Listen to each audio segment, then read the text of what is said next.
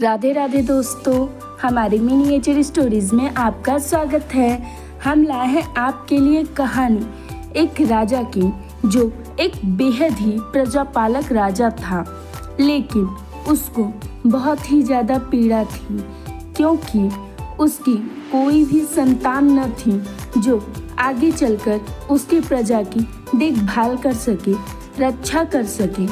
दोनों राजा और रानी बहुत ही ज़्यादा निराश रहा करते थे, बहुत ही ज़्यादा पीड़ा में थे। एक दिन राजा निराश मन से शिकार खेलने जंगल निकल गया। उसे वहाँ पे एक गुफा दिखाई दी जहाँ एक तांत्रिक महाकाली की पूजा कर रहा था और जस्ट उसके बगल में ही नरमुंड लटके हुए थे। वह उस तांत्रिक से बोला, संतान के अभाव में मैं बहुत दुखी हूँ, तुम कोई उपाय कर सकते हो तांत्रिक? तो तांत्रिक ने बोला, राजन, संतान का उपाय तो मैं कर दूँ, लेकिन तुम्हें पहली संतान मुझे देनी होगी। पहले तो राजा असमंजस में पड़ गया, बड़ा निराश हुआ कि पहली ही संतान उसे उस तांत्रिक को देनी पड़ेगी। फिर मन मार कर राजा ने यह शर्त स्वीकार कर ली, कह दिया कि पहला राजकुमार मैं आपको दे दूंगा। फिर तांत्रिक ने राजा को 5 फल देकर कहा, राजन, ये फलों को तुम अपनी पत्नी को खिला देना, इसके प्रभाव से तुम्हारे घर 5 पुत्र का जन्म होगा। राजा फल लेकर महल लौट आया और अपनी रानी से कहा, रानी, यह फल तुम खा लो। और रानी ने वह फल खा लिए।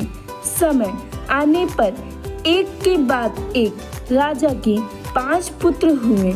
जब काफी वर्ष बीत चुके थे, तब एक दिन तांत्रिक राजा के पास आया और अपने वचन को याद दिलाते हुए उसने बड़े राजकुमार को अपने साथ ले गया।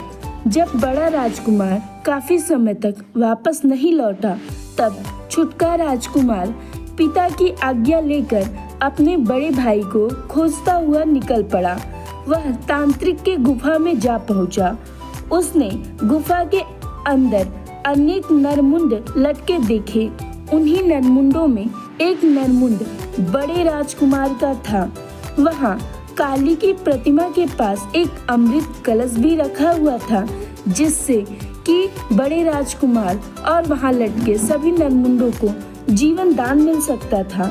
बड़े भाई का नरमुंड देखकर वह दुखी हो गया, लेकिन आश्चर्य की बात यह थी कि छुटके राजकुमार को देखकर वहाँ लटके सभी नरमुंड एक साथ खिलखिलाकर हंसने लगे। फिर बड़े राजकुमार ने छुटके राजकुमार से पूछा, भाई, तुम यहाँ क्यों आए हो? छुटका राजकुमार बोला, भैया, मैं तुम्हें अपने साथ ले जाने के लिए आया हूँ। बड़ा राजकुमार बोला, मैं यहाँ से कैसे जा सकता हूँ?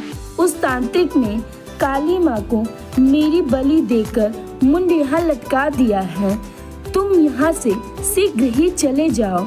वह तांत्रिक आता ही होगा, उसने तुम्हें देख लिया तो वह तुम्हारी भी बलि चढ़ा देगा।